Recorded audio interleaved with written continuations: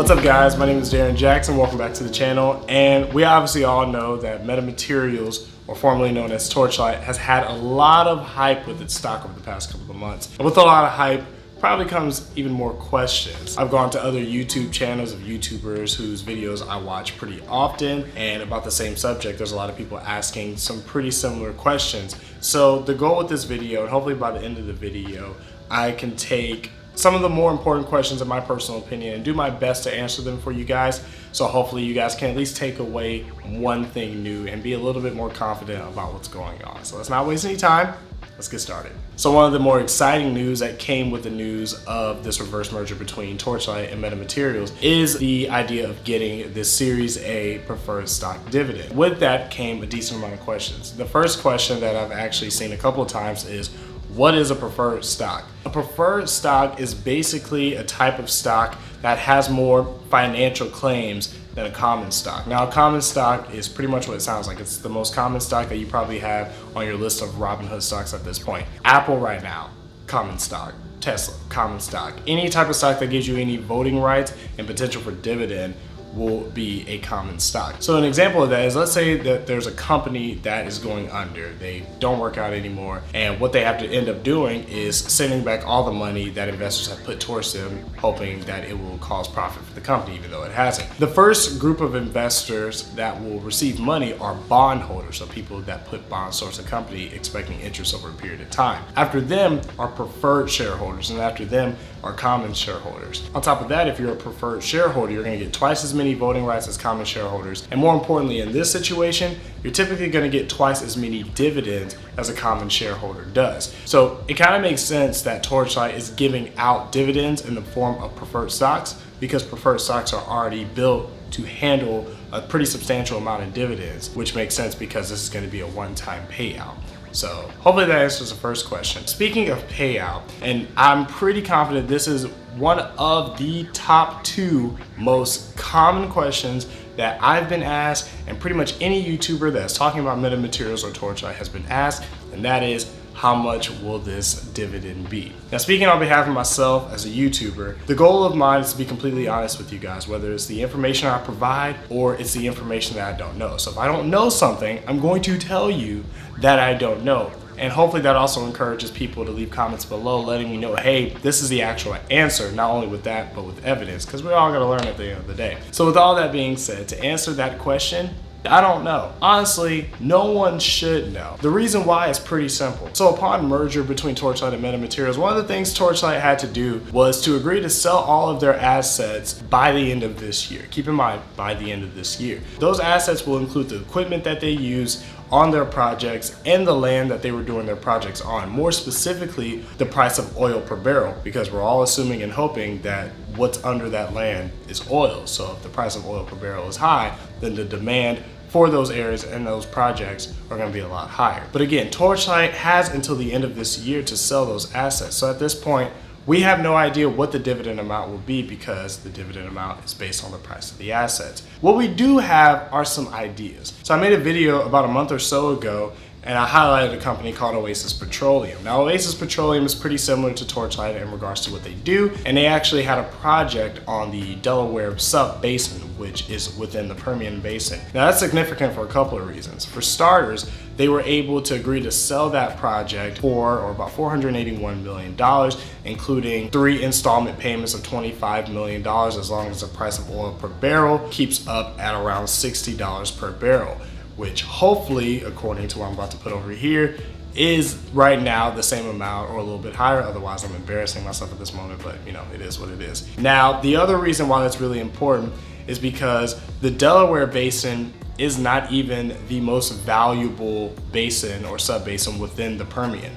The most valuable sub-basin is the Midland. And the Midland is one of 2 basins or sub-basins that Torchlight is currently undergoing projects on. So the whole point of that video was to give some idea of what they were able to sell their project for, and we could assume, okay, we could sell it for at worst maybe the same amount, but again, it depends on the price of oil per barrel. So that's kind of all we have right now, are ideas. We don't know the specific amount just yet. Now, the third question also has to do with dividends, and it's another really big popular question, and that's, when will I receive my dividend? Now, it's easier for me to answer this in two different ways because I basically want to paint this entire picture, so hopefully we all completely understand what's going on with receiving this dividend, or at least understand it a little bit more. So as I said earlier in the video, the dividend's going to come in the form of a Series A preferred share or preferred stock. Now, what I assume is going to happen is that you're going to receive this preferred stock, and it's going to be within the list of all the other stocks that you have or whatever brokerage that you use to do your investments. It's probably going to have a ticker symbol being something like TRCH.A or MMAT.A, something that lets you know that this is a Series A preferred stock that will ultimately have a dividend. Ultimately meaning that at that current moment, the value should be zero. Now, once Torchlight announces that they've sold their assets and they announce how much they're getting, then we should all know what the amount should be, and eventually that amount will change from zero to whatever it is, and then all you can do with that stock is sell it. As far as when you should receive that, when you should actually see that preferred stock within your brokerage app, you have to actually reach out to your broker.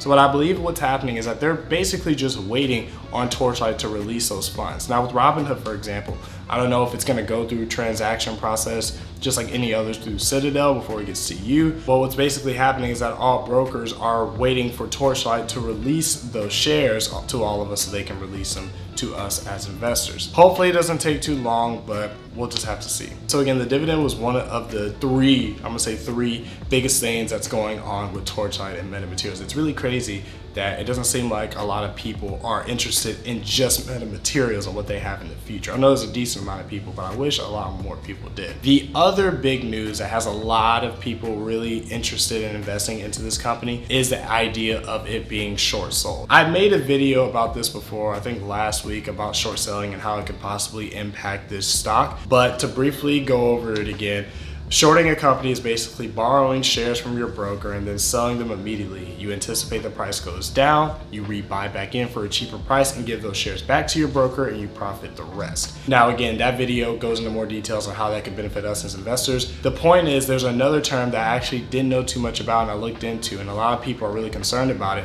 and that's naked shorts, which I'm a little confused about because how can you be naked and also wearing shorts?